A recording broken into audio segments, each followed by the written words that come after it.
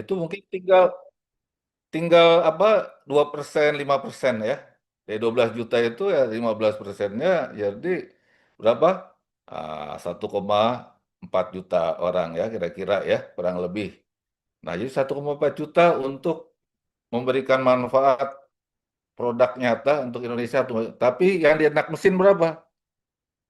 Aduh, anak mesin mungkin dari Fakultas Teknik itu anak mesinnya 25% nggak sampai, ya kan? Nah, jadi kira-kira hanya 10%, 15% saja. Nah, jadi anggap lagi hanya sekitar 300.000 orang, ya, 400.000 orang. Nah, kita bayangkan teman-teman semua masuk ke pertanyaan kedua. Nah, kira-kira ini slide udah nongol ya, udah keluar ya, Pak Akmal ya, Udah, Bang. udah ya. Hmm. Jadi di anak mesin mungkin anggap 300.000, 200.000 orang, 300.000 orang. Di mana 200, 300.000 ini ditantang untuk bisa membuatkan, memberikan suatu karya, produk. Kalau filosofi jadi engineer itu adalah membuat sesuatu sehingga kehidupan itu lebih baik. Gitu ya. Kita buat sapu pun yang elektrik ya, atau yang mechanical, yang ringkas itu juga untuk kehidupan lebih baik. Jadi kita beri solusi untuk kehidupan yang lebih baik. Jadi intronya seperti itu. Dan hari ini dari Pak Akmal bagaimana kita harus mau, mau punya ide, punya suatu impian ya, menjadi engineer yang profesi ya, engineer yang seperti dokter. Nah, dia berprofesi dokter, dia ada pasiennya. Nah, sekarang pasiennya insinyur mesin siapa ini? Nah, kalau dokter gigi, dia berprofesi harus ada bangku dokternya. Kalau enggak ada nggak bisa dia. Ilmu giginya nggak bisa dipakai ya. Demikian juga dokter.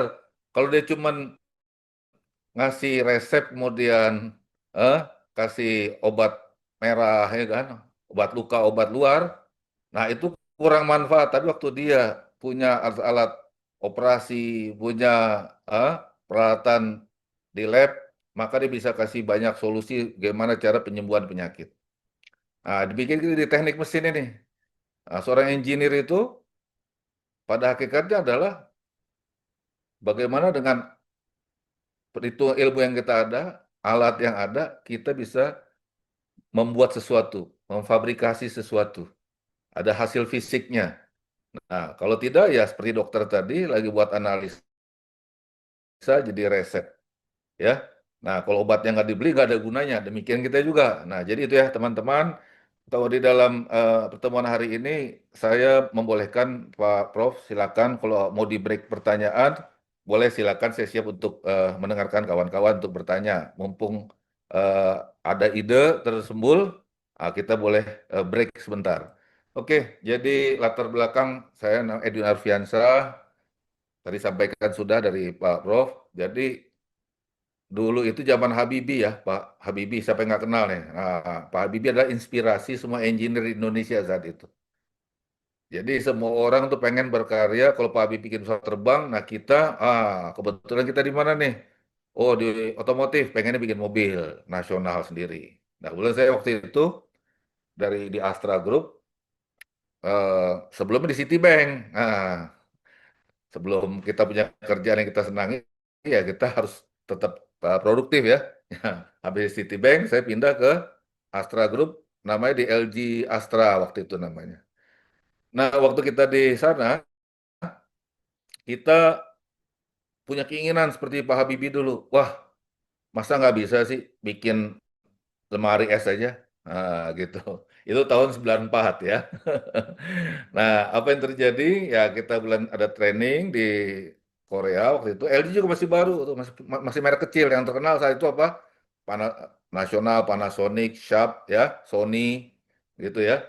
Whirlpool yang mahal-mahal lah gitu ya. Nah, kalau LG namanya Gold Star itu kalau kulkas itu atau TV masih di ruang tamu, bukan ruang tamu, di ruang belakang. Jadi nggak ada TV Gold Star itu di ruang tamu, ruang tengah nggak ada, pasti di belakang atau di mana atau di tempat security lah kurang lebih gitu ya. Nah, jadi apa yang kita inginkan di sana adalah bagaimana mengejar. Oh, kalau Goldstar dia bisa segera bikin, nah di Astra ada PR, gimana kita bisa bikin produk elektronik sendiri juga. Jadilah waktu itu gimana kita belajar, semua belajar ya kawan-kawan, belajar gambar dengan cepat. Jadi kalau engineer, dari pengalaman kami itu, kalau engineer teknik mesin nggak bisa gambar, bukan engineer ya. Gambar tuh detail sekali, gambar bautnya, standarnya benar sesuai kata Kurmi ya. Kita bikin pintunya, engselnya, hitungannya harus benar. Nah, selama belum bisa bikin itu, belum insinyur namanya. Ya. Satu belum bisa ngitung, seperti apa namanya, kuliahnya apa tuh? Elemen mesin, nah, ya kan? Harus benar. Nah, yang kedua, bisa membuat gambarnya. Biasanya kalau tugasnya tuh gearbox ya, roda gigi, kopling itu. Nah, sekarang banyak. Karena software udah banyak, ya teman-teman sekarang bisa pilih SolidWorks, ya kan?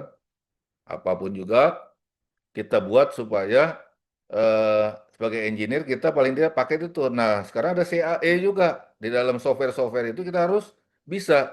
Kita sederhana aja. Saya pengen bikin misalnya termos ya, termos yang kalau dijatuhin 1 meter dia nggak pecah, vakumnya nggak jebol. Nah itu hitungannya panjang. Belum dari ilmu materialnya dari Pak Akmal ya. Aduh, gimana gas vakum itu nggak keluar, bagaimana caranya? Kemudian tebelnya harus berapa, ya kan? Diuji jatuh kira-kira nanti impaknya berapa. Nah itulah tantangan-tantangan waktu memulai desain. Tapi pasti bisa. Nah, jadi apa yang terjadi dengan kita belajar menggambar dengan detail, belajar bisa buat hitung-hitungan setiap gambar yang kita buat. Jadi yang sampai gambar itu seperti dongeng. Kita tahu gambarnya, nggak tahu ceritanya, itu atau ceritanya nggak tahu gambarnya, ya kan? Nah, seorang teknik mesin itu waktu kita membuat satu gambar harus tahu persis kenapa gambar dibuat seperti itu.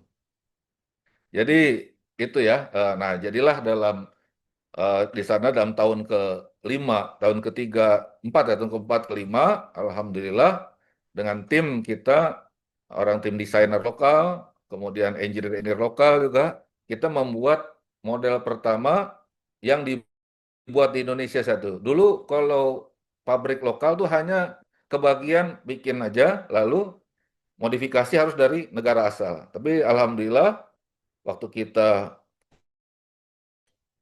contek gambar semuanya, kita bikin ulang, kita modifikasi ulang, jadilah yang namanya full tooling buatan Indonesia. Nah, inilah kemudian tidak berhenti di sana aja, lanjut kita ke apa namanya, ke fase kita berkarir berikutnya adalah bagaimana tadi jadi elektronik, kemudian dari Astra ditarik kembali ke Astra Auto Parts ya. Auto Parts ini holding ya, perusahaan induk, punya 59 perusahaan manufaktur. Nah, PR yang di Challenger itu adalah bagaimana membuat barang yang tidak ada campur tangan asingnya. Nah, ini kuis dari saya. Silakan dijawab. 4 pertanyaan ini ada yang bisa cepat nggak? Silakan Pak Akmal. Teman-teman. Oke, dari peserta yang ada di sini, 4 pertanyaan ini mungkin satu orang satu gitu ya, Pak ya, biar biar lebih interaktif gitu. Saya persilakan nih dari teman-teman, kira-kira ada yang ingin menjawab nih. Yang nomor satu, sebutkan 10 nama merek dan produk global yang Anda pakai saat ini. Ini kan gampang ya, nggak perlu chat GPT saya rasa ini. Silakan, siapa ini yang ingin menjawab?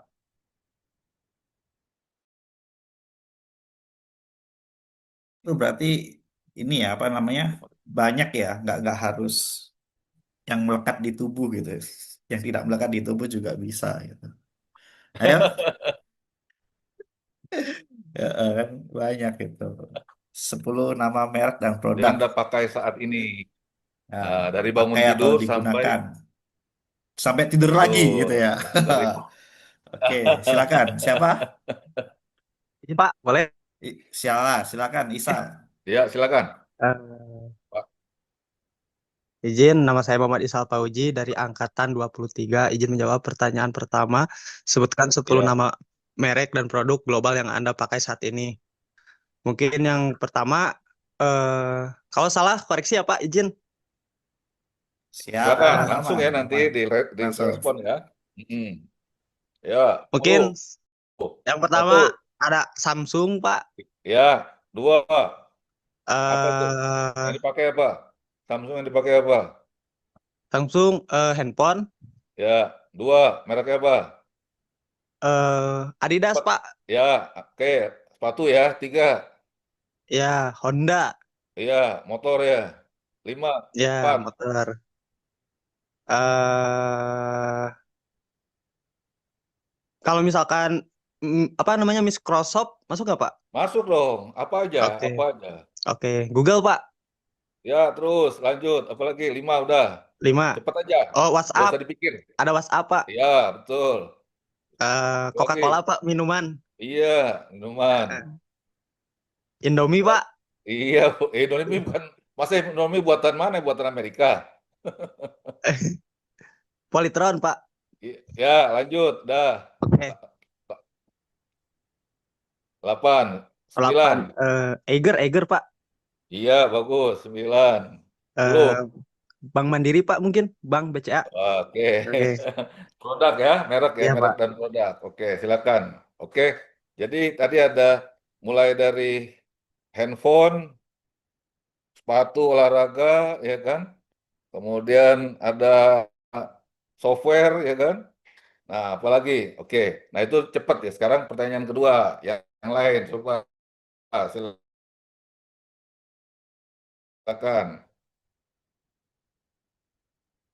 Apa Oke, 10 pertanyaan. sebutkan 10 nama dan merek produk asli buatan Indonesia tapi merek Indonesia dan produk Indonesia.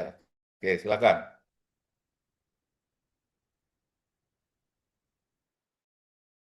Ada yang mau Izin silakan. Pak, boleh? Ya, silakan Pak Fajar. Oke, perkenalkan nama saya Fajar. Mungkin akan mencoba menjawab pertanyaan kedua. Yang pertama mungkin Indofood. Indofood nama perusahaan, barangnya apa? Oh barangnya Indomie Pak. Ya, oke. Makanan cepat semua ya. Oke. Indomie. Terus sepatu spek, Spek, oke betul. Tahu sepatu juga. ortus, Eh, terus Ortus tahu Ortus kayaknya apa namanya bonding banget ya main bola Pak. sama TikTok nih kalau tahu Ortus nih. Kalau orang nggak suka nggak bakal tahu Ortus. Apalagi ya? Ya lanjut. Apalagi? Produk Indonesia. Nah, jangan mandek dong. Ntar Pak, lupa. Gudang garam Pak masuk nggak? Aduh masuk juga, Iya. nggak apa-apa Gudang garam. masuk. Ya. Ya, gudang garam. Apalagi? Kalau Jarum coklat. Apalagi?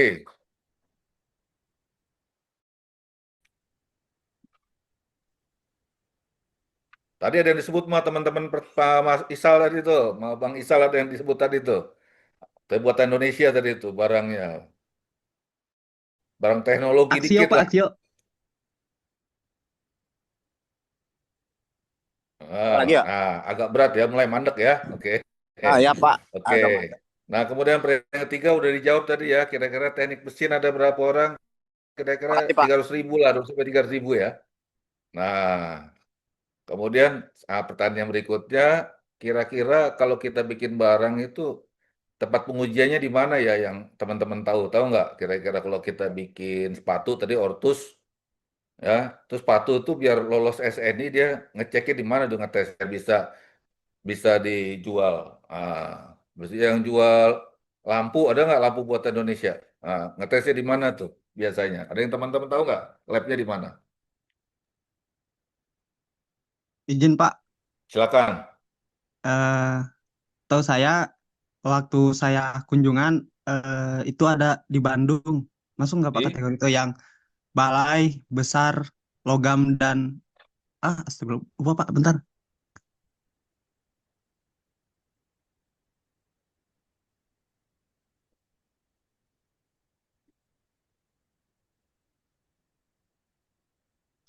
ini Pak, yang Balai Besar Logam dan Mesin. Ya, nah tapi pengujian gimana tuh biar lolos tes? Tempatnya di mana saja selain di sana? Itu kan logam.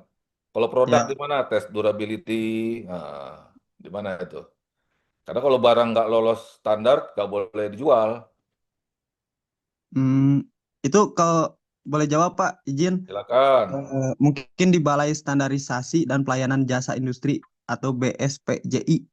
Nah, betul, bisa. Yang lain lagi. Nah,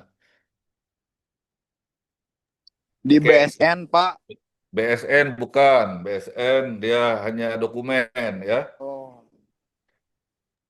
Oh, ini Pak, izin ya Pak, di Silakan. LSP kalau nggak salah Lembaga Sertifikasi Produk. Iya, betul. Betul.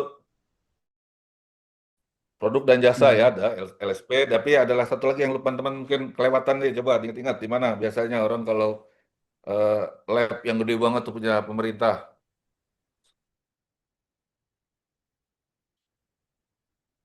Yang kira-kira untuk sertifikasi itu di mana aja tuh seperti barang.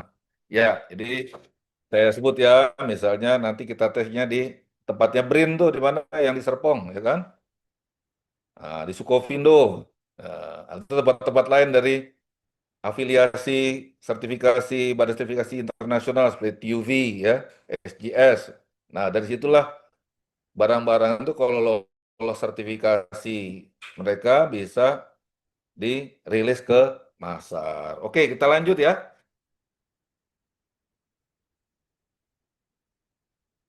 Oke, jadi intinya kita sebagai engineer itu adalah kita sebagai solusi ya. Solusi apapun kita lihat, rumah kotor, kita cari solusi biar bersih. Ah, kita lihat sederhana, sapu, oh ijuk. Ya, pertanyaan kenapa ijuk? Kenapa nggak pakai daun pisang, ya kan? Nah, kalau kita dari segi ilmu material tuh, Pak Akmal tuh paham banget tuh. Mana yang punya sifat kalau gerakannya dia kontinu dan teratur maka ada magnetis ya statik maka ijuknya dipakai gitu ya coba pakai ganti daun pisang tuh sampah susah ya kan teman-teman ya nah jadi kita intinya pandai melihat apapun di sekitar kita dan kita bagian sebagai engineer itu bagian dari yang membereskan masalah jadi ada masalah awal lalu bagaimana masalah itu kita pecahkan nah itu adalah seorang engineer itu adalah harus sangat sensitif ya melihat keadaan di sekitarnya. Nah, itulah tempat-tempat kita membuat berkarya atas sesuatu yang supaya ada solusi ada yang kita lihat. Nah, ini yang kita buat sebagai engineer juga waktu kita untuk diri pribadi silahkan kita segera melakukan. Nah, waktu kita di dalam suatu perusahaan atau di kita dalam suatu institusi atau kita yang ditugaskan oleh negara, maka kita nggak mungkin membuat sesuatu yang kita tidak tahu ujungnya nanti bakal dipakai atau tidak, bakal diterima pasar atau tidak. Maka waktu kita membuat sesuatu produk, barang ya, itu harus dimulai dengan bagaimana barang itu nanti bisa dipakai di marketingnya. Nah, untuk sisa barang itu sukses, maka dari awal mendesain itu perlu strategi. Perlu kita ilmu-ilmu yang sudah ada hari ini masalah banyak sekali. Jurnal-jurnal sudah ada, ya kan? Handbook-handbook bertebaran. Kemudian ada AI lagi sekarang ChatGPT. Kalau dulu kita setengah mati, ya kan? Nanya pustakaan dulu, daftar dulu. Kadang buku dipinjam teman, nggak ada. Akhirnya mandak. Kalau sekarang setiap detik kita bisa akses sumber-sumber referensi kita. Tapi referensi hanya referensi. Yang penting adalah eksekusinya. Nah, jadi kita setelah ada itu kita lakukan penelitian, kita buat desain, lalu masuk bagaimana produk itu sampai selesai. Oke, sekarang kita sebagai engineer ya. Hari ini seorang engineer itu waktu dia mulai sekolah itu apakah dia hanya ingin jadi insinyur saja atau dia sudah punya impian, oh saya mau bekerja di pesawat terbang, saya mau bekerja di otomotif, saya mau bekerja di elektronik, saya mau jadi mining nanti. Jadi ahli piping, ahli korosi nanti maintenance-nya. Nah, itu kita ada. Nah, jadi kita harus punya bayangan di mana kita nanti Kalau saya dari SD aja, cita-cita jadi insinyur. Saya mau buat mobil sendiri, gitu. Jadi dari awal tuh udah hobi tuh, lihat link-linknya suspensi, digambar tuh sampai ngolong. Dah, itu dari SD tuh, diikutin tuh gambar-gambar. Kok Mercy, kalau dia naik trotoar, bannya satu kok bodi tetap rata. Saya bingung, kok mobil Jepang kok miring semuanya itu kan dulu tuh. Nah itu, jadi minat kita ini akan membuat kita ada energi ya untuk mendalami apa yang mau kita pelajari gitu. Kalau enggak kita akan letih, tugas lagi katanya kan. Oke. Nah yang kita bisa contoh di Indonesia hari ini dengan pasar 1,2 juta mobil, 2005, tahun 2023 6, tiba-tiba 2025 ada 11. Siapa yang masuk? Ternyata ada 5 Cina dan satu lokal. So, kalau siapa tuh? Teman-teman tahu nggak? Yaitu Polytron dan kemarin ada merek apa namanya? Satu ada dua sebenarnya di situ, tapi dia mungkin pabrik belum berupa pabrik ya. Masih masih perakitan biasa. Oke. Jadi kalau di dalam mobilnya yang disebut pabrik adalah kalau dia punya engine plant. Di mana itu ada casting ya, aluminium untuk engine. Nah, baru disebut pabrik. Kenapa? Karena itulah tempat jantung dari mobil. Kalau yang lain tinggal pasang-pasang aja, bikin jig fixture itu pasang-pasang, beli-beli, pasang. Tapi waktu dia mulai pasang engine, ya, bikin engine di dalam, maka pengecorannya harus benar ya. Kemudian eh, nggak bisa berhenti. Kalau berhenti itu rugi besar karena dapur furnace-nya itu pakai sekali manasin aja setengah hari gitu kan. Kalau dia berhenti produksi bersihinnya 3 hari, manasin lagi, wah rugi ya. Nah itu disebut otomotif. Nah ada pertanyaan silakan ya teman-teman, tinggal raise aja nanti saya ikutin perintah dari Pak Akmal. Oke. Jadi kita harus kita memulai nggak bisa hanya pengen, tapi kita punya we start with the end in mind. Kalau ada Seven Habit dulu, teman-teman ya, mungkin ada yang mau dengar. Dulu ada namanya Seven Habit tuh, eh, 7 sifat terbaik supaya kita menjadi seorang pemenang. Nah itu ya. Nah biasanya dia paling bagus kalau kita waktu memulai sesuatu tahu ujungnya di mana. Start with the end in mind. Jadi anggap nih mau buat, sekarang mau buat apa nih? Kita buat skateboard sendiri, nah, yang stabil, yang nggak bisa jatuh, yang kayak apa nama Segway, kan bisa kan? Nah, bisa nggak bikin skateboard tuh yang kayak Segway gitu? Nah, kita kita pertama kali tahu gunanya apa sih, ya kan? Compliance-nya apa, dan level nanti seperti apa, dijual berapa. Nah, kita paling nggak harus tahu. Nah, ini ada pertanyaan sebenarnya beda invensi sama inovasi, tapi ini berupa pertanyaan saja, karena harus tahu persis apa sih bedanya inovasi dengan invensi. Nah, itu kuis saya ya. Silakan jawab. Oke, sekarang masuk ke standarisasi dalam kita mendesain. Nah, kalau ini pusing ya, teman-teman ya. Tapi ini suatu pattern, artinya pattern itu suatu pakem dalam kita membuat sesuatu itu harus paham karakter produk. Nah, misalnya kita buat kulkas saja ya, dibanding dengan mobil atau motor itu jauh sekali ya filosofinya. Misal kulkas atau HP aja, HP, kulkas, mobil. Itu kira-kira teman-teman secara desain harus paham perbedaannya apa. Misalnya sebuah HP apakah bisa berinteraksi dengan 10 orang? Enggak. Tapi kalau mobil, satu mobil di jalanan, interaksinya bisa aneka macam tuh. Ada yang lagi nyebrang, ada di sebelah kita, ada motor lewat, ada sepeda nyebrang, ada tukang gitu ya. Nah itu desainnya langsung berubah konsepnya. Jadi waktu kita dan juga misalnya lemari es itu dia hanya satu orang saja, nggak mungkin buka kulkas ada 5 orang kan. Nah gitu. Jadi level of interaction. Yang kedua tingkat dia statik atau dinamik, ya kan? Nah jadi desain-desain ini yang ada di buku handbook handbook desainnya pakai apa nih sekarang di kampus? Ada yang bisa jawab nggak? Bukunya apa? Handbooknya sekarang.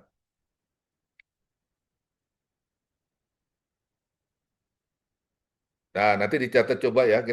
Kalau kita membuat mendesain, kita pegang 1 sampai 3 handbook ya. Kita pilih salah satu. Nah, desain kita mengikuti siapa.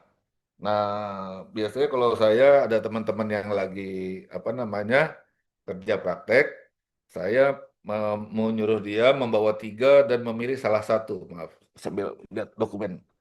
Itu untuk dijadikan dasar-dasar mereka membuat desain ya. Jadi kita bisa pegang handbook mana sebagai patokan kita. Oke, di sini kalau yang di sini adalah contoh-contoh waktu kita memulai development secara TRIS ya. Nanti kapan waktu kita khususkan lagi deh, nanti satu session untuk mendevelop secara TRIS.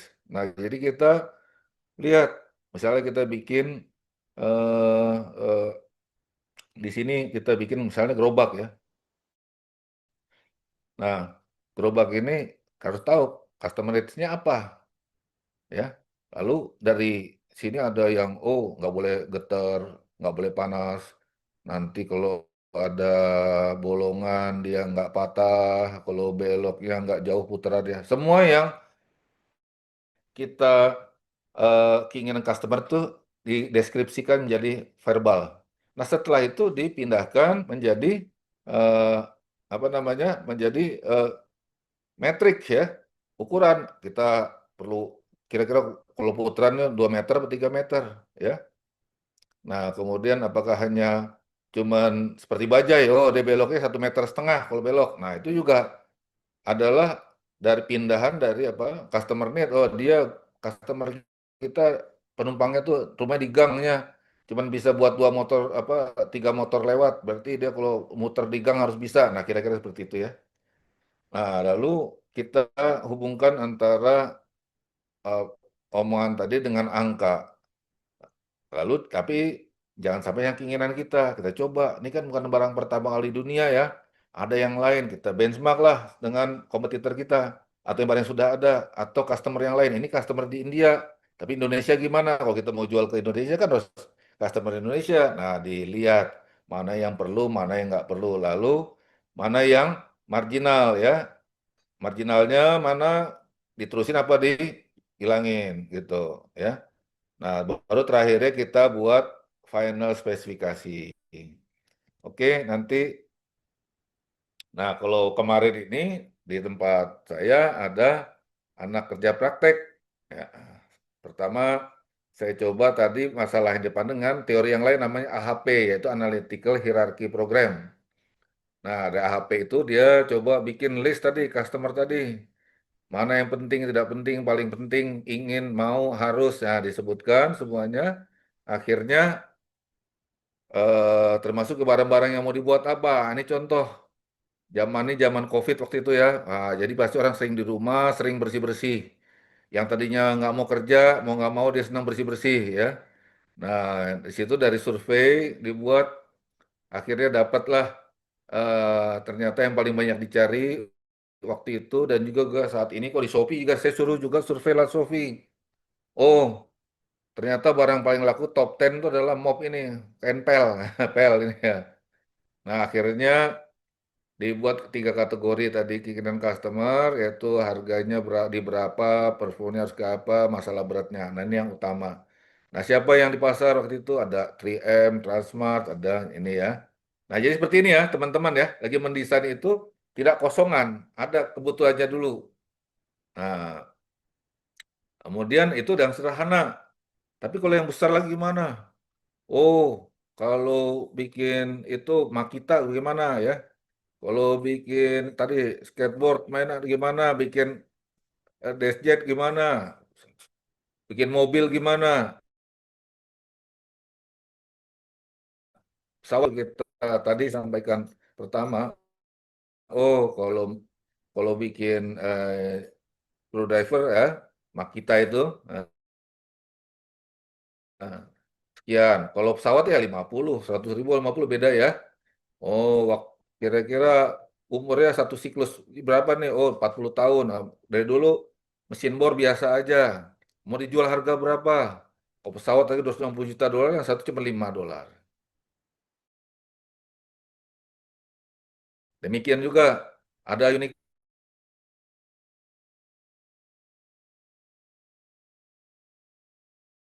partnya motor, kunci 3 part. Apalagi, tapi kalau di apa namanya di printer gimana? Wah ada 200 part, nggak ada yang nggak penting, walaupun kecil-kecil, halus, presisi, satu aja nggak sempurna, maka kertas nggak bisa keluar, ya kan, nyangkut di dalam. Jadi begitu ya, kawan-kawan. Jadi waktu mendesain itu kita harus bisa mendefinisikan mana yang penting, harus, cuman ingin saja, hanya dan boleh-boleh saja ya. Nah ini, dan kemudian kita buat satu tabel sehingga bagaimana barang itu harga dibuat. Nah, oke. Setelah fase-fase ya tahapan kerja, kalau kita dari nol, yang lama tuh sebenarnya tadi sampaikan adalah initial study. Jadi sederhanakan biasanya ada planning, dimulai dari market research tadi ya. Nah kemudian kita teknologi saat ini apa? Nah, kalau kita hari ini masih pakai ijuk, ya, satu ini pakai plastik, satu plastik microfiber, pasti hasilnya beda dan harganya beda. Lalu dihitung oke atau tidak. Nah kita buat desainnya seperti tadi ya. Desainnya mau yang agak yang apa, yang kaku ke, yang lembut atau agak perempuan atau gimana ya. Nah, kemudian di sini dibuatlah desain requirement objektif, apalagi tadi. Oh, ini bisa dilipat, ini apa namanya, jangan terlalu panjang, kalau patah gampang diganti. Nah, di sini ya. Lalu dibuatlah yang tadi ini simulasi. Nah, kemudian yang kedua, kita validasi itu tadi. Kita lihat spesifikasi kriterianya apa aja tadi ya. Kemudian arsitektur tadi, oh gitu, kalau kita lepas-lepas atau kita pasang lagi bagaimana. Dan yang ketiga, baru ujungnya waktu diproduksi apa? Kalau diproduksi itu, kita lihat alatnya manual kah, otomasi kah, atau bagaimana. Lalu kita cocokkan, oh kalau mesin yang tidak ya kan. Nah, jadi kalau mesin kita getar, jangan sampai bikin tempat bolongan bor yang terlalu presisi, harus ada selah toleransi yang besar juga. Nah, itu jadi toleransi itu adalah berhubungan dengan materialnya apa, alat produksinya apa, tingkat kepresisian berapa, nanti juga berapa yang kita inginkan. Kalau terlalu presisi mahal berarti kurangi. Jadi gitu ya, kawan-kawan. Nah, ini contohnya tadi. Kalau dibuat secara ringkas dokumennya apa aja, ya itu tadi. Kita lihat bagaimana nanti akan dibuat. Ini waktu udah mulai agak sampai ke produksi ya. Jadi kita pertama harus tahu nih, waktu barang itu memasang pulpen saja. Waktu pulpen dibuka itu ada berapa aktivitas. Berarti kita hitung segala macam. Nah, flow-nya bagaimana, waktu dipasang di line bagaimana. Nah, setelah itu jadi, waktu kita di produksi, kita lihat perlunya untuk berapa banyak, ergonominya oke apa tidak gitu ya. Nah, di sini ada nih contoh waktu saya buat namanya silent chain untuk motor ya. Tadi dalam itu syaratnya adalah tidak boleh satu pun ada kegagalan produk dalam 3 juta cycle. 3 juta cycle itu kira-kira mungkin motornya jalannya sekitar didesain motor 500.000 kilometer. Dia kira-kira berarti 20 tahun tuh juga nggak rusak, nggak boleh rusak. Nah ini, jadi data-data statistiknya, bikin lingkarannya stabil atau tidak, ya di sini dibuat ya teman-teman ya. Kemudian kita semua data-data itu, jadi kita orang mesin ini jangan sampai nanti kalau pas belajar statistik, jangan gas semangat. Kenapa? Waktu kita bikin barang harus jelas, dia presisi atau tidak, stabil atau tidak, ya. Kemudian dia eh, berisik atau itu dari sini semua ya, dari angka semua ya, kawan-kawan ya. Nanti baru kita lihat eh, compliance-nya. Seperti disampaikan, dia harus lolos dari ASME, harus lolos dari TUV, dari ASTM, harus ikutin semua kaidah yang dibuat oleh badan-badan standar industri internasional. Oke, nah ini sama seperti tadi ya, dari teman-teman bilang, produk tuh ada yang IT, ada yang oke ya. Tadi ya, kalau kita lihat tadi, yang paling panjang tuh market research tuh panjang, kita setahun dua. Kalau di mobil tuh agak lama ya. Nah, bikinnya yang paling lama antar dari dari awal sampai ke tooling ini ya, sampai sini, nah, itu sekitar 2 sampai 3 tahun. Tapi setelah jadi barang, kemudian dijual, apa namanya, diproduksi di dalam pabrik itu sekitar 2 tahun. Nah, jadi nggak apa ya, nggak ujuk-ujuk ya teman-teman. Nah, demikian juga di sini. eh,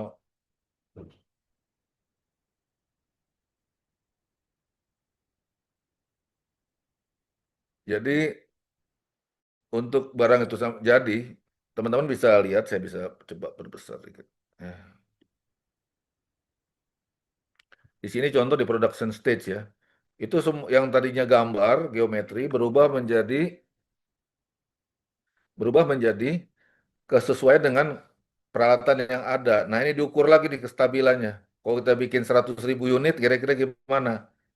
Jadi mulai dari kelengkapannya. Nah, kira-kira seperti itu ya, teman-teman. Oke. Nah, ini contoh kasus. Pernah kira-kira tahu beberapa waktu yang lalu di tim itu pengen bikin frame untuk motor ya. Nah, parameter yang di challenge apa? Ya, ringan ya, rigid, tapi juga bagus, indah. Nah, jadilah desain seperti ini ya, teman-teman.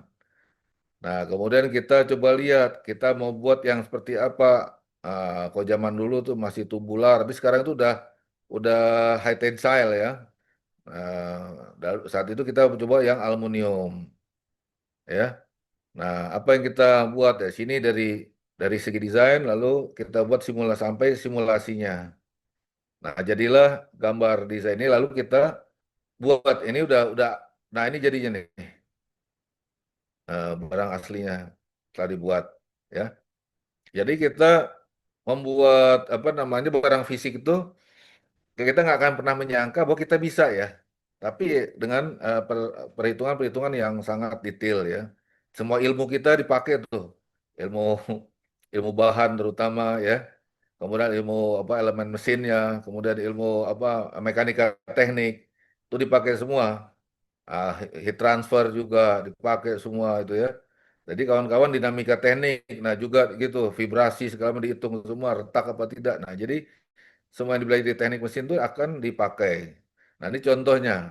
Jadi untuk hari ini seperti saya sampaikan bahwa seorang engineer itu wajib ya, satu, dia paham filosofi desain dalam ilmu elemen mesin, dia paham basic-basic eh, sains ya, knowledge, ya, fisika, kimia, jadi jangan sampai kosongan. Dia mendesain itu tahu sifat-sifat plastik, sifat-sifat dari aluminium, sifat-sifat besi. Ya, kemudian dia harus in hand, harus bisa mampu. Kalau dulu menggambar pakai sekarang kemudian pakai AutoCAD, sekarang udah pakai SolidWorks, sudah pakai CATIA, apapun namanya juga, intinya itu adalah media kita transform ide kita menjadi fisik berupa gambar ya. Nah, tapi itu hanya baru gambar, jangan sampai jadi kartun kosong. Kalau kata Prof. Ibnu tuh ya, di BRIN ya, jangan sampai simulasi ini jadi gambar kartun, kita nggak tahu artinya, ya. Dan kita nggak tahu cara memanfaatkan maupun maksimalkan info dari ini. Nah, jadi waktu kita membuat CAE, CFD ya, di sini, kita coba lihat di mana titik-titik kritis. Nah, kita lihat. Nah, jadi kalau kita kasih orang gambar tanpa ada info ini, nah ini kosong nih, namanya kartun. Tapi waktu kita ada yield strength-nya, nanti biasanya OKB kalau keluar kita hilangin nih satuannya. Satuannya kita hilang, atau ini kita hilangin nih. Biasanya kalau kita kasih gambar konfidensial, warnanya kita kasih, tapi angkanya nggak ada ya kawan-kawan. Nah, ini adalah politik engineering juga, kerahasiaannya.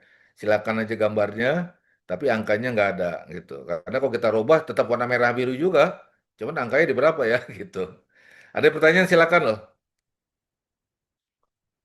Nah Oke, ini mungkin silakan sampai Pak. sini dulu ada yang ingin ditanyakan Bebas bebas. sebelum sebelum dilanjutkan gitu ya. Mm-mm. Berarti kalau bisa saya ini Pak Edwin, berarti ini udah termasuk ke apa ya? Sebelum masuk ke detail desain itu atau Ini mungkin sebe kalau kita ini masih rough betul, masih konsep Pak, masih di konsep konsep ya. normal.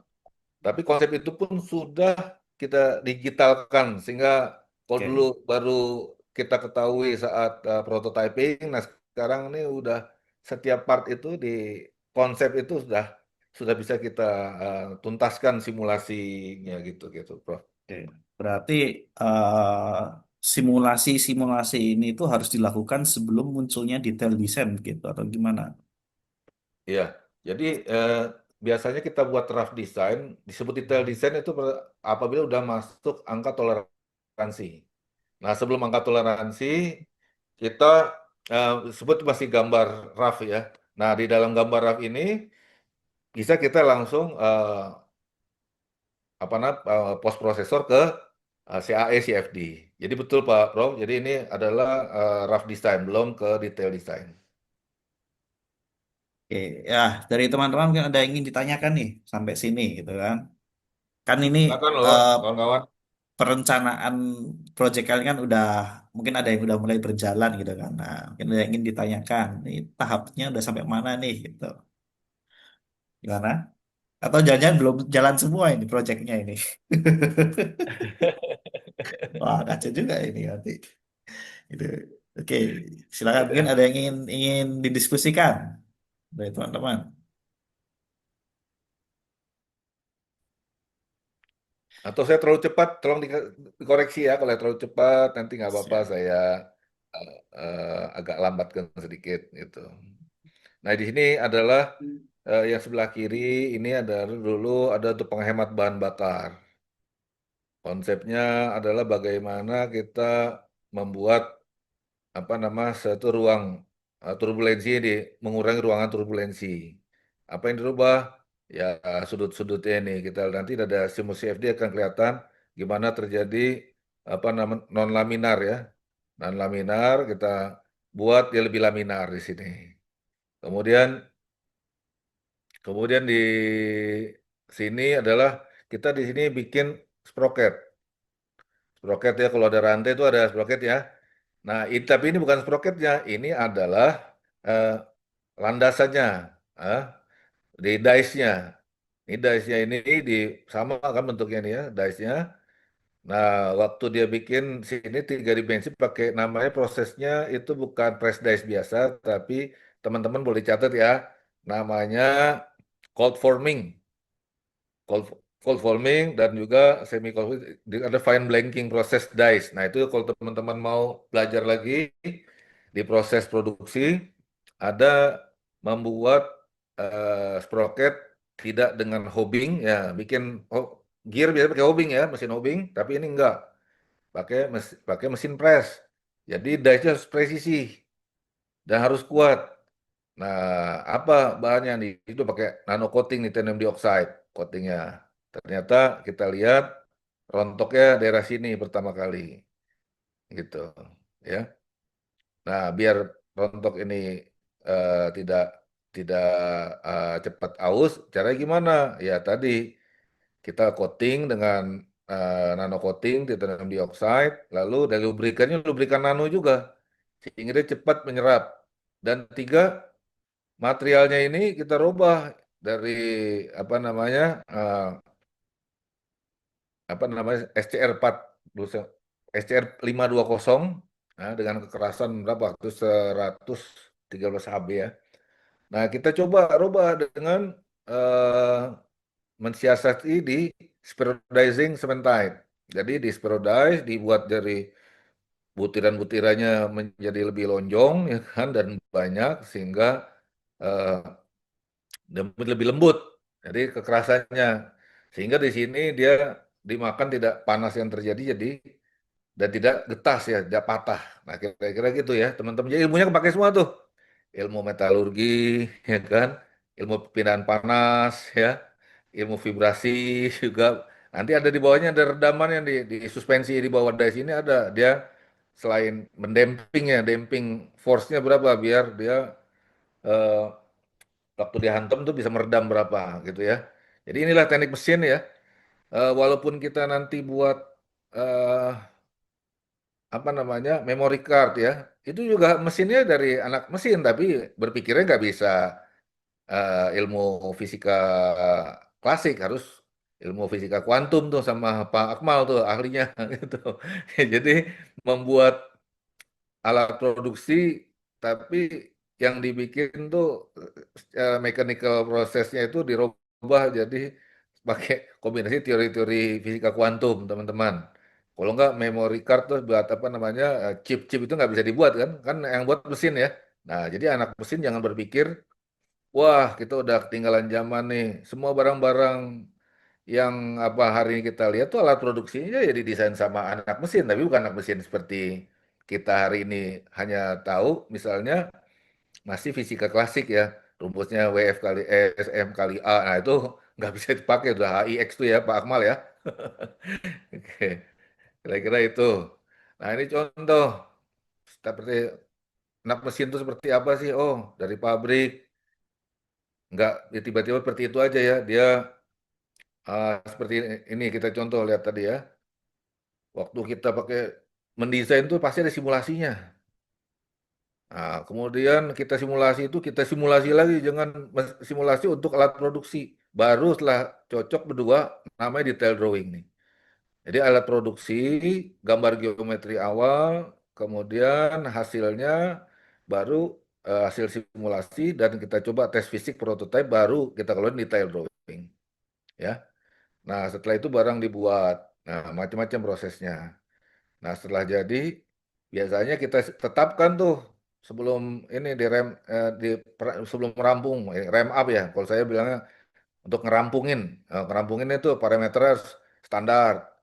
Nah, kemudian problem solvingnya terus tuntas ya buat engineering change lagi ya. Nah, fitting. Nah, ini namanya rem up. Baru terakhir apa namanya? Apabila ada tambahan-tambahan perubahan desain ya. Oke. Nah, ini kalau kita masih mau mau lihat ya, Pak Indonesia ya, anak mesin ini kerjaannya nih harus tahu nih, misal ngomong motor ya, tahu harus motor, motor berapa sih jumlah yang ada di Indonesia nih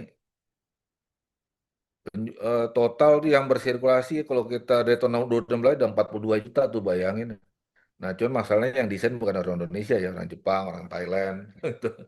Nah, inilah, Pak. Jadi beda, suatu negara itu kayak di Dubai ya, dia kaya, dia punya apa saja. Tapi nggak ada buatan Dubai, nggak ada. Dia ada buatan seluruh. Tapi nggak apa, dia kaya banget ya.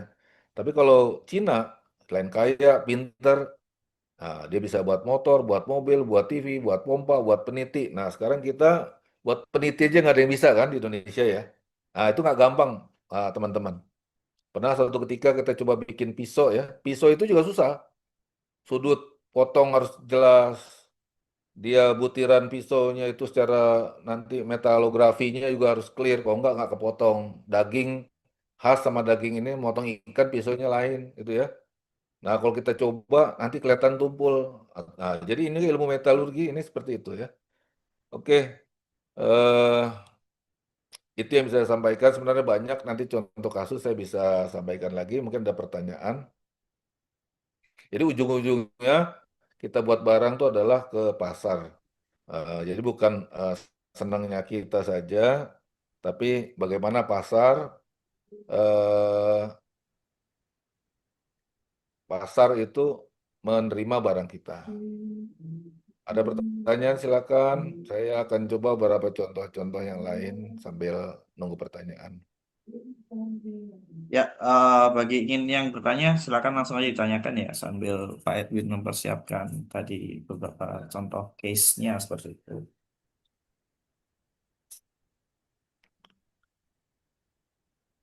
Berarti kalau kita bicara market needs itu Pak Nah, Edwin ini ya, ada satu berarti contoh ya. intinya kan Ya. eh, di era sekarang itu kita nggak cuma harus bisa mendesain, merancang, membuat gitu, kan, tapi juga harus bisa menjualnya gitu ya. Wajib. Mau nggak mau ya gitu Betul, ya. Pak. Karena percuma kita Ya, bisa ini mau saya pakai. ya, tetapi nggak bisa dijual kan sama saja rugi gitu ya. Ini Betul, Pak. era sekarang itu ekstrim sekali memang gitu. Bahkan kalau dia bisa bikin 10 aja terjual itu udah suatu sukses. Tapi agak Hmm. teman-teman lain yang udah memang pelaku yang matang itu dia senang bisa membuat 10.000 kali barang karena dia bisa belajar 10.000 kali pengulangan kan sehingga tingkat presisi dia itu seperti apa dia pengalaman. Tapi yang bikin 10 walaupun untung besar tapi dia belum pernah mengalami kesempurnaan proses yang berulang gitu, Pak. Nah, jadi ada apa cara melihat memang macam-macam sih ya. Tapi intinya tadi waktu kita bikin barang jangan sampai nggak bermanfaat alias nggak bisa dijual. Oke.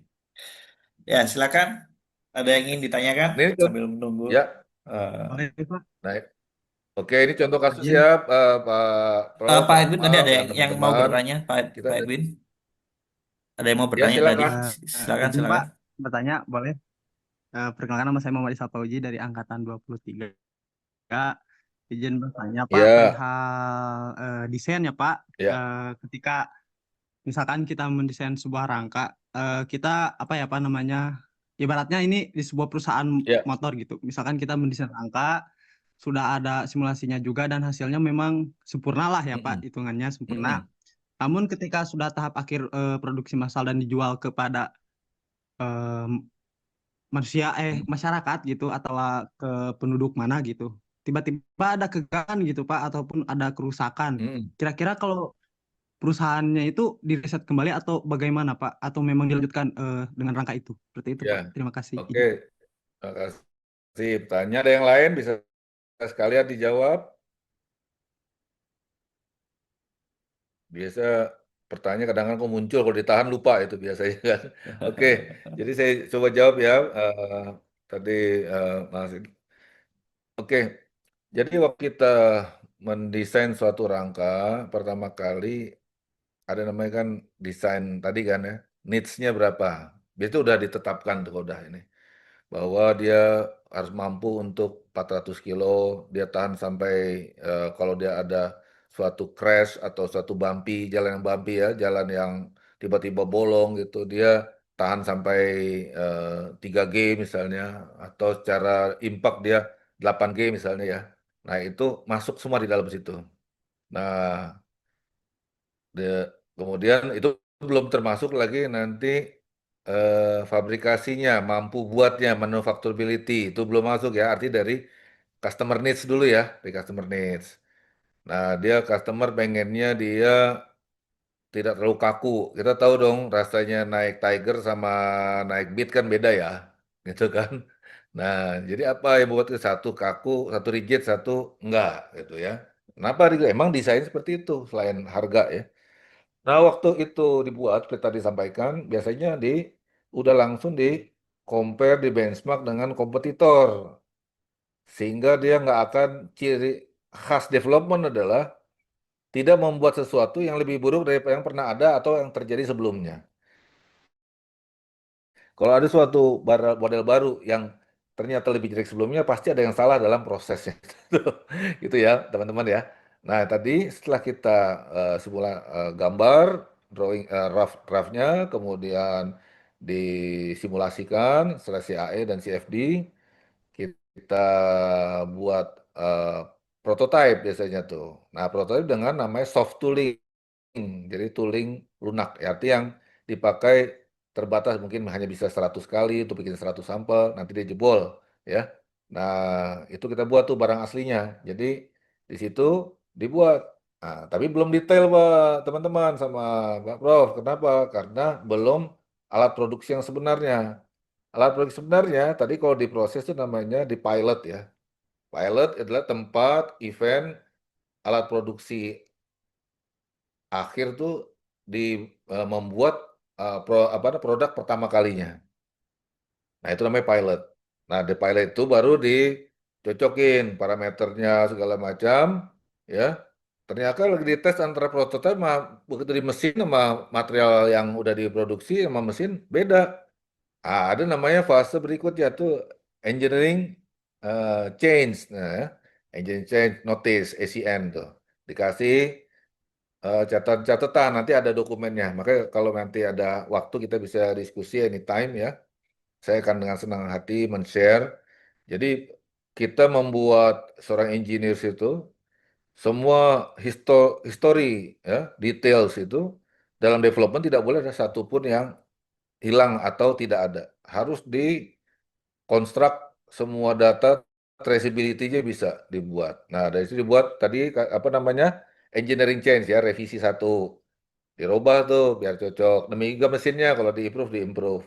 Sampai akhirnya lolos tingkat kualitasnya. Kita pengen target nanti sekali buat jangan sampai ada yang gagal, istilahnya bahasa produksi itu straight pass rate-nya bisa berapa persen. Jadi sekali jalan, lulus semua itu berapa persen, apakah harus di rework? Nah, kita nggak pengen nih, karena itu cost ya.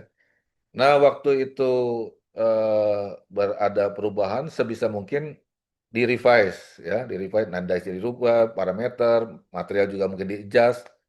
Nah, sampai akhirnya bisa lolos pre-production. Nah, pre-production tuh dicek lagi apakah sudah stabil sehingga cost dan kualitasnya juga stabil. Nah, baru dibuat namanya standarisasi akhir. Nah, masuklah tuh final dari drawing tadi yang tadinya masih dirubah-rubah, masih coret segitiga satu, segitiga dua, segitiga di kodenya ya. Akhirnya final. Nah, itu namanya uh, final detail drawing. Nah, itu yang di approve oleh apa namanya project tersebut. Jadi begitu teman-teman ya. Jadi jarang desain yang langsung jadi, pasti ada revisi-revisi karena berhubungan dengan apa tadi? Pertama, material real yang ada di pasar. Yang kedua, 4M ya, mesin material methods ya, 4M. Yang kedua, dari material mesinnya, ternyata mesin kita udah agak lama atau udah nggak oke.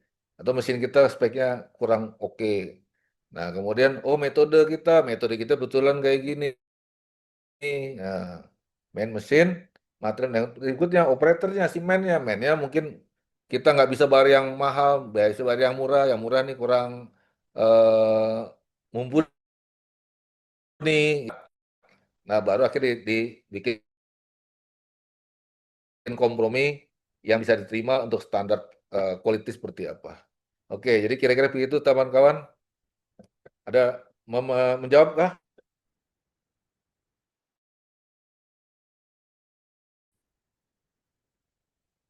Halo? Ya, oke, gimana Isal? Udah, Pak. Terjawab. Oke, Terima good. kasih, Pak. Ya, ya, masih juga. Jadi balik lagi, memang iterasi development itu akan panjang. Makanya tidak banyak negara yang bisa menjadi negara produser ya. Harus punya mentalitas. Nah, kalau kita ini dari jawaban kawan-kawan mencerminkan kita mentalitas developmentnya belum ya, kawan-kawan ya. Karena perlu iterasi, waduh luar biasa. Begitu. Oke, ini contoh kasus lagi. Bagaimana kita pertama kali Indonesia ini membuat di barangnya sederhana ya, Pak. Ya, kalau kita lihat di cold diesel itu di insulation turbo, nah biar itu ada seperti ini barangnya, ya. Nah itu ditampaikan dari Pak Akmal, Pak Prof. Inilah gambar tadi 2D-nya ya. Nah ukurannya, Bentar Pak Edwin, kayak gambarnya belum ketampil deh di di layar di oh, share oh screen-nya belum lahir gitu. ya? Maaf, Belum maaf, belum. maaf. Oh, kok belum ke share ya? Mungkin di Bentar ya. share screen ulang gitu. Oh ini, oke.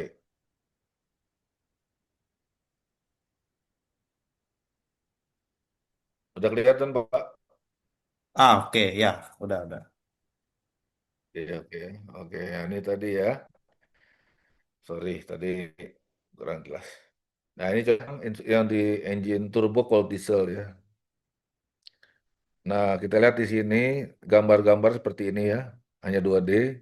Lalu kita buat, ini sampelnya nih Pak, kita pakai 3D scanner, 3D scanner, dicocokin, diedit, modif, segala diedit, jadilah gambar 3D-nya. Ya. Nah, dari sini kita ada challenge untuk membuat lokal nih. Tadinya dari luar. Nah ini tiba material ini ya. Nah karena gimana cara dengan fasilitas yang terbatas ini kita buat proses desain sehingga bisa membuat lokal ini bisa karena ada cost down yang kita targetkan di sini. Ya gitu ya, teman-teman teknik mesin, kita challenge seperti ini. Kalau lihat barangnya, mungkin nggak ada yang tahu customer, tapi tanpa ini nggak jalan tuh truk ya. Truk itu akan kasar suaranya, mesinnya panas, kotor, cepat rusak ya gitu ya. Nah, buatnya nggak sederhana ya, seperti tadi ini. Ya, dari drawing tadi kita toolingnya gimana. Jadi gambar itu belum ada apa-apa ya tanpa tooling. Nah, di Indonesia ini industri tooling sangat minim, nggak kayak di Cina. Ini ada azan sebentar kita hold ya, sebentar aja.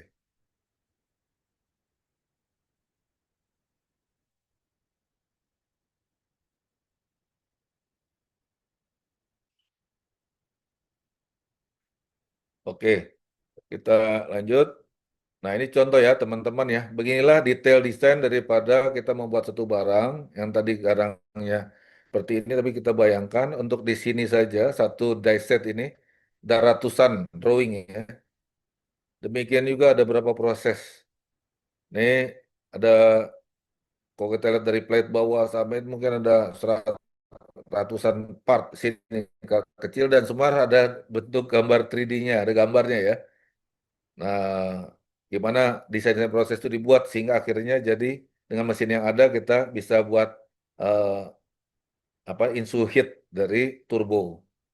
Nah, ini. Jadi begini kawan-kawan. Jadi ada yang nanti jadi ahli jadi produk tadi ya. Ada yang ahli di tooling, tooling juga sangat pelik sekali. Dan yang disebut gambar akhir itu adalah gambar setelah tooling. Gambar teknik di depan itu sia-sia, nggak dipakai karena bisa jadi itu toleransinya tidak ada sehingga waktu dicontek ulang biasanya nggak akan jadi barang itu. Nah itulah kedetailan daripada eh, kita apa namanya dari development ya. Jadi kita melihat aja itu nggak bisa apa-apa sebenarnya. Harus punya pengalaman kita perfectly ya secara sempurna menghasilkan barang yang diterima dan terbukti handal gitu ya. Nah, challenge seperti itu. Jadi kawan-kawan, challenge dari saya ini adalah mewanti-wanti sekali. Jangan pernah lulus teknik mesin tanpa bisa gambar 3D. Dan juga gambar 3D, tapi 3D assembling. Minimal coba belajar gambar sempurna bikin sepeda balap. Nah, misalnya ya. Atau apa ya, gerobak misalnya, atau apa saja ya, dengan full 3D terassembling. Jangan sampai pernah lulus S1 tapi nggak bisa gambar. Yang kedua, jangan pernah juga satu part atau dua part tidak pernah mengeksekusi simulasinya. Karena waktu kita menjadi engineer, maka challenge kita adalah seperti ini. Nah, yang disebut profesi, keahlian, kompetensi teknik mesin seperti ini ya. Jadi ilmunya macam-macam di sini.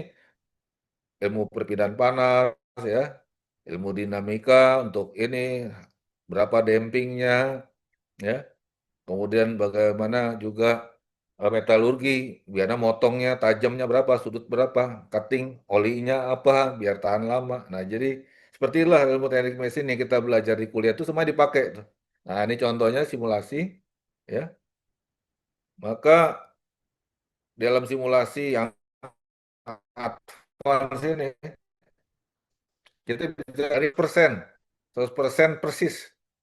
Nah, ini tadi dengan alat seperti ini dia kemampuan disimulasikan, dicocokkan mesin, material dan simulasi. Nah, kita bisa lihat. Nah, kita ini dari tadi robek, akhirnya finally aman ya, nggak ada yang robek gitu. Jadi kita bisa lihat tadi bagaimana men-solve apa problem ya. Di sini kita lihat kalau desain awal seperti ini ya, lalu kita robah ya, sehingga akhirnya sempurna, tidak ada lagi yang eh, ininya apa yang rusak. Kira-kira itu.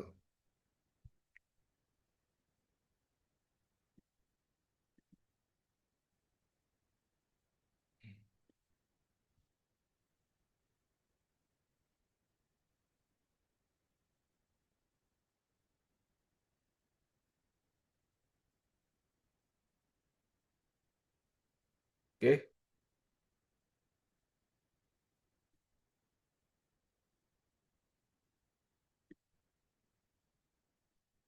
ada lagi kawan-kawan mau ditanya? Ini sampai jam Oke. berapa Pak Akmal? sampai jam 3, habis itu kita masuk sesi tanya jawab, Pak. Iya, oke. Oh, oke, gimana? Ada yang ingin ditanyakan sampai sini dari peserta? Jadi kalau tadi saya garis bawahi juga ya Pak Edwin ya, at least kalau misalkan lulus dari teknik mesin itu Ya, kemampuan gambar ya. Jadi dengan ada kemampuan gambar itu kurang lebih 50% kemampuan teknik mesin itu udah wajib tuh. tercakup ya di sana ya. Kita bukan jadi drafter ya. Eh, Tapi gambar bukan Jadi bukan tentu drafter juga ya, tentu karena nanti di ada dalam juga gitu software ini ya. sekarang bukan beda sekali. Beda. Biasanya engineer itu nanti membuat simulasinya, nanti si drafter itu merapihkan ya.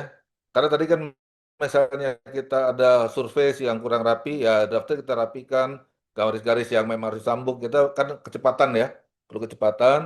Nah si drafter itu yang kemudian akhirnya dengan karena dia ahlinya untuk apa ngerapihin surface, ngerapihin garis-garis ya, kemudian segala macam apa library itu dia cepat masukin. Nah, sisi diserahkan pada drafter.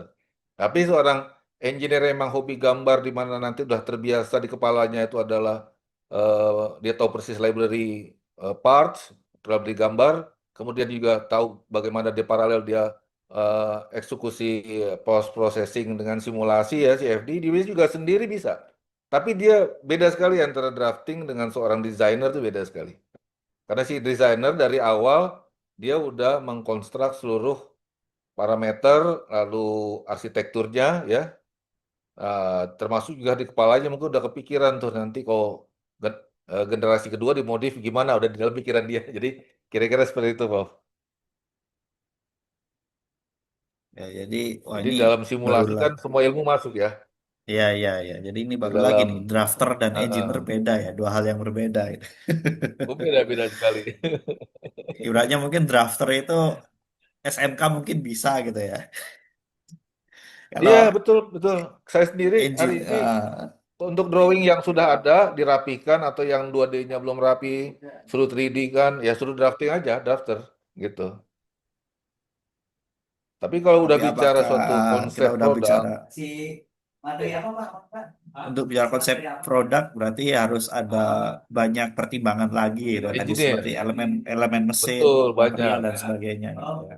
Oke, oke. betul. Oke, nah ini kalau teman-teman bersedia sih, eh, kebetulan rumah saya sebelah masjid juga nih kan. Jadi kalau memang ada pertanyaan boleh di hold, nanti kita bisa link kira-kira minta waktu 15 menit. Gimana Pak Prof? Apa gimana ada pertanyaan? Kalau ada, nggak Oke, apa-apa loh, mungkin saya open, bebas, free saya. oke. Dari teman-teman mungkin ada yang ingin ditanyakan?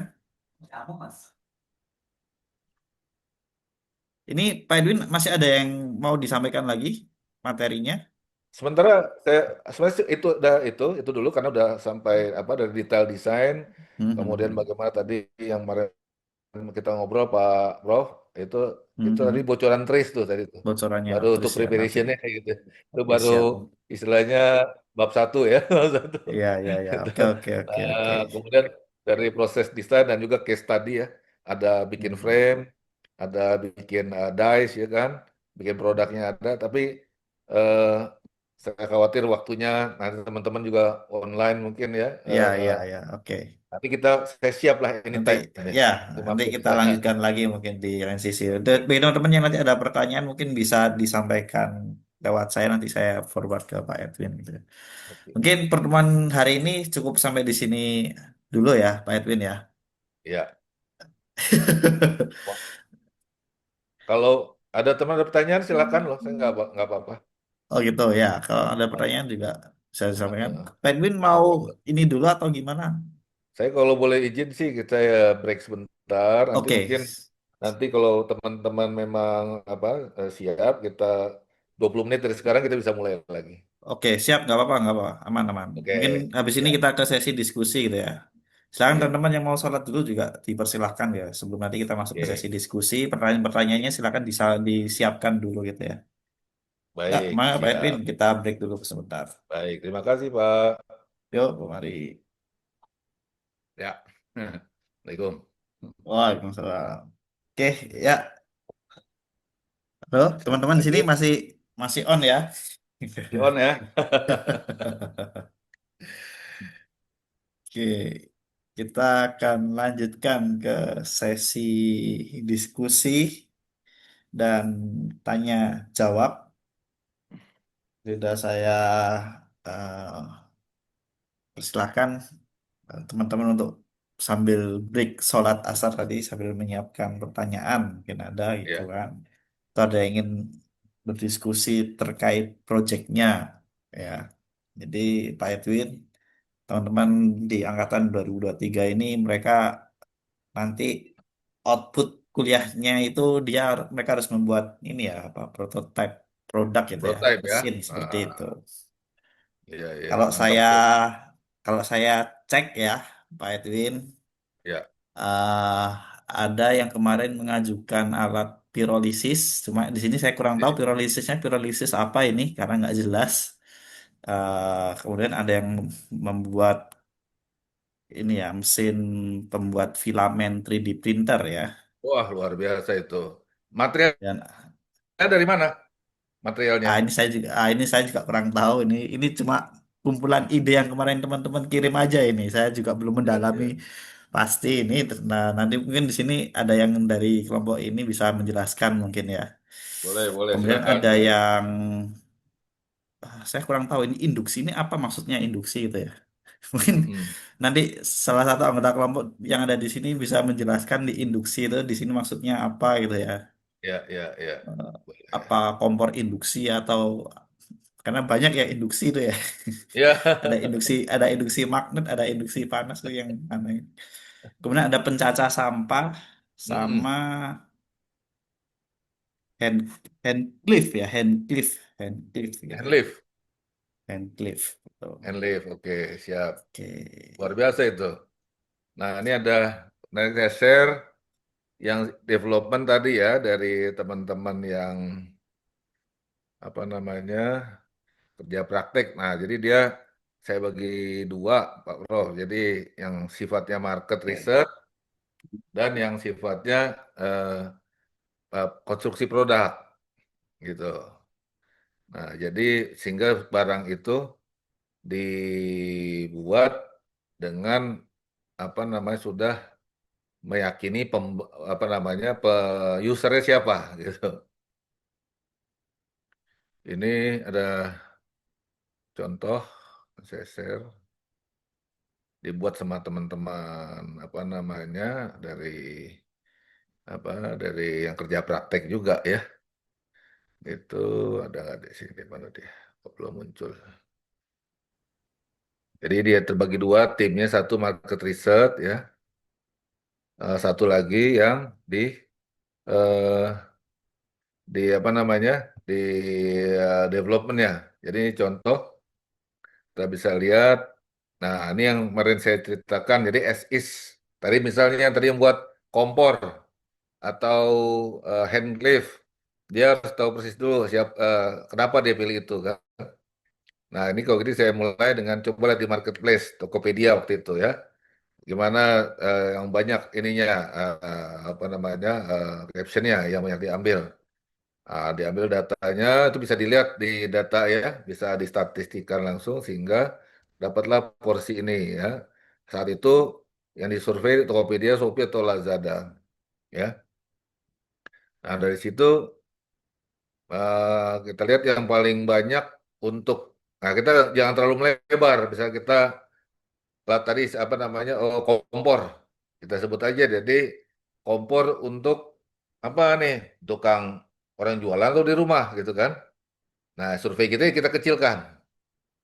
Kita kecilkan. Nah, jadi apa yang terdapat itu? Nah, kita lihat juga bisa di-compare sama kompor tipe itu di marketplace.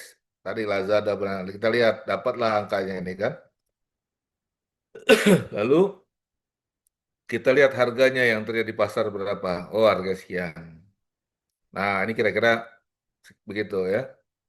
Nah, kemudian kita coba lihat tidak sebenarnya untuk bersihin tuh apa aja sih? Oh, untuk bersihin ternyata ada yang dilap, ada yang disapu, ah, ada yang didorong kayak pel, yang dipel, ah, ada yang model gini, ya kan? Nah, jadi kita mulai produk itu, ya itu tadi kayak Pak Bro bilang, jangan sampai dibuat nggak bisa dijual ya. Nah, kita lihat keluhan masing-masing tadi. Oh, kainnya, daya serap. Nah, ini yang kita masukkan tadi sebagai customer. Akhirnya dapat pentingnya. Yang tadi kan ada tuh ya, lagi untuk development di persiapan. Customer needs-nya apa? Nah, daya serap, praktis, material kuat, tahan karat, nah gitu ya. Dan setelah itu dari riset semua.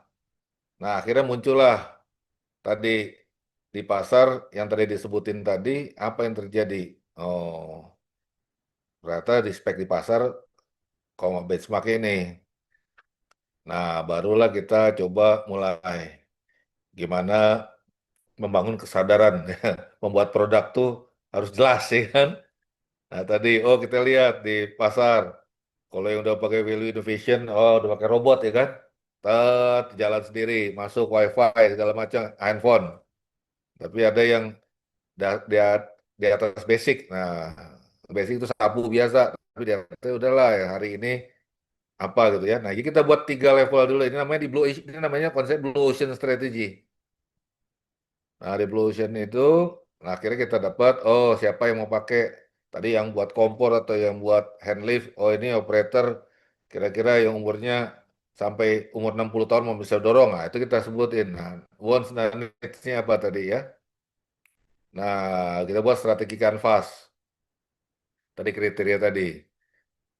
Kita compare, dapatlah nih posisi eh, spesifikasi orang. Nah, lalu kita lihat, ah, dari mulai beli sampai dibuang lagi. Dari beli, diantar, dipakai, ya, ditambahin, dirawat sampai dibuang.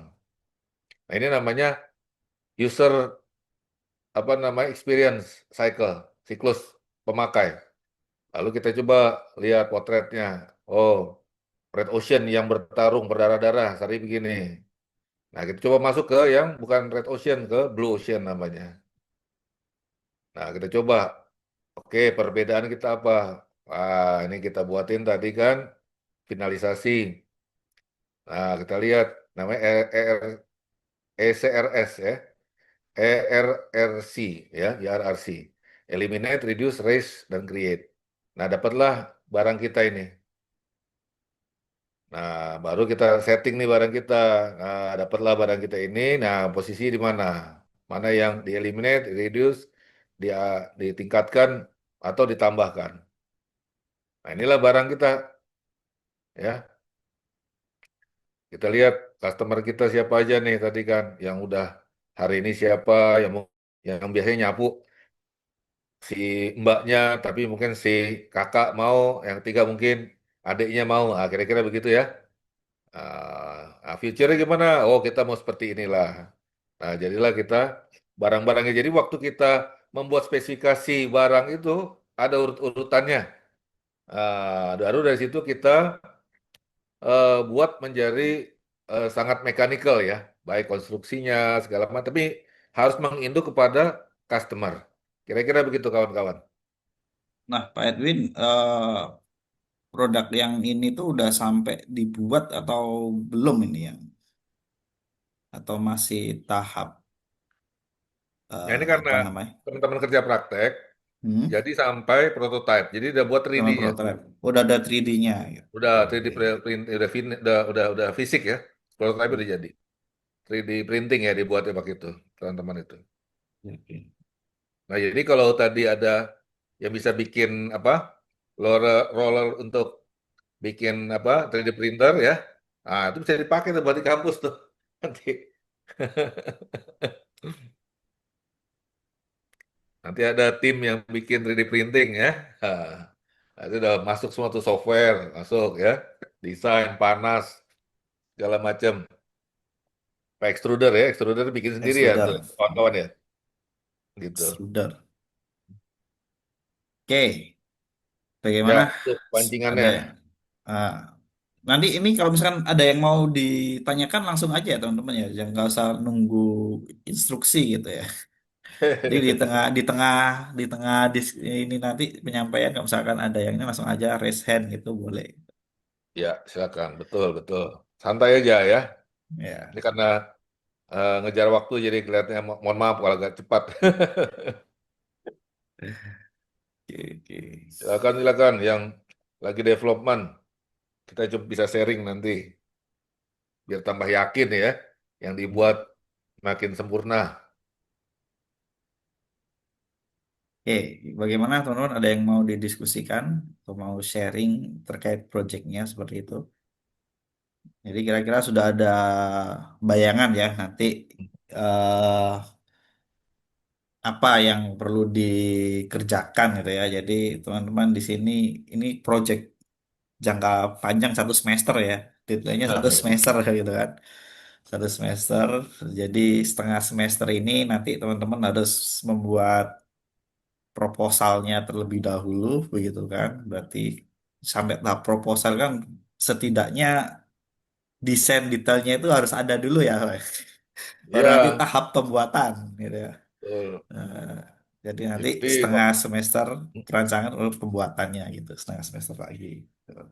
jadi argumen memilih produk pun harus sudah ada dulu juga. Alasannya apa? Gitu.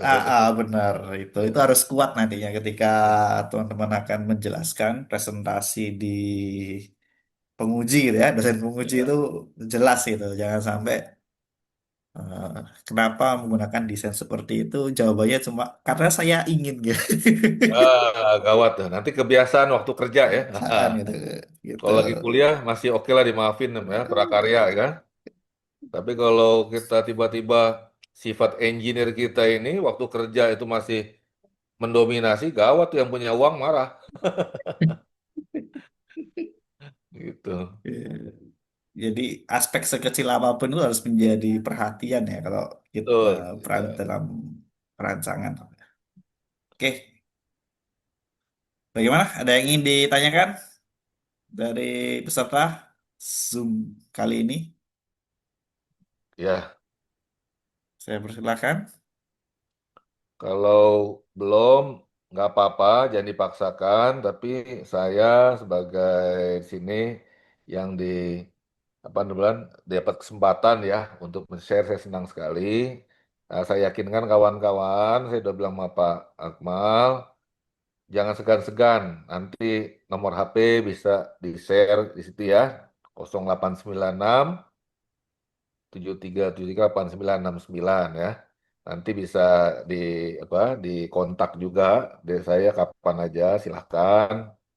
Saya dengan senang hati men-share apa yang menjadi pengalaman saya selama pernah berkarya di di development ini. Jadi di development ini sangat menyenangkan ya kawan-kawan ya karena bisa membuat bisnis baru ya, kita berkontribusi langsung berbisnis baru, perusahaan apa lagi apa lagi pengen mengembangkan bisnisnya, nah kita bisa bantu ya. Jadi yang tadinya nggak dilihat orang jadi dilihat orang seperti kasus apa namanya di LG ya. Nah dari dia mediocre sampai menjadi leader.